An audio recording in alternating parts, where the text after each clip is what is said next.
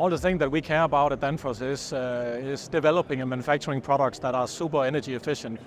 This is what we have done, let's say, from the beginning.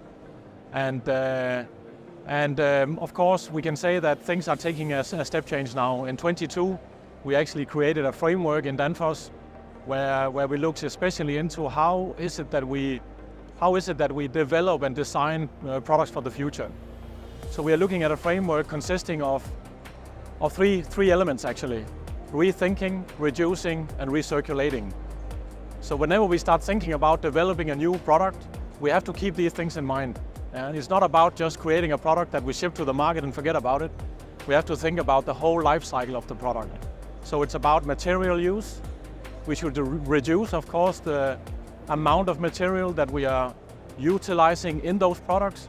Rare materials, we have to be careful. How can we make sure that they can be reused afterwards whenever the products are being, let's say, worn out and ending the lifetime?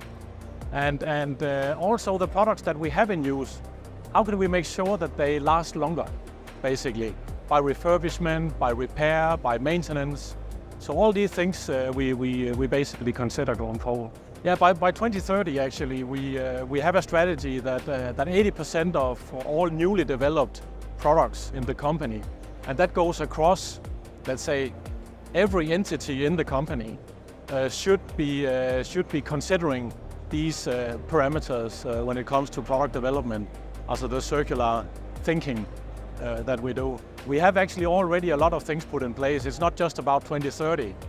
Already now we are doing a lot to ensure that we are loading the world basically as little as we can when we talk about selling products into the markets. We produce these high pressure pumps, right, that go into water applications. And these pumps are designed also with the service in mind, basically. Who should do the service? And what does it mean that you service the product? This product is not something you just wear down and you throw away. You keep it alive as long as you can, right? So we have specified service intervals for the products.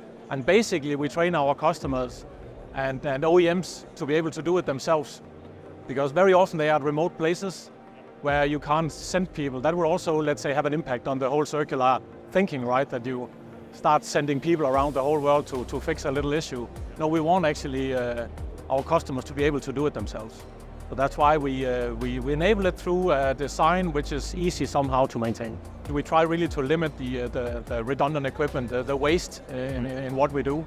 And lately we have actually been contemplating on a new concept also, that we can start asking getting the components back for refurbishment, so that they can actually enter into either new products or refurbished products.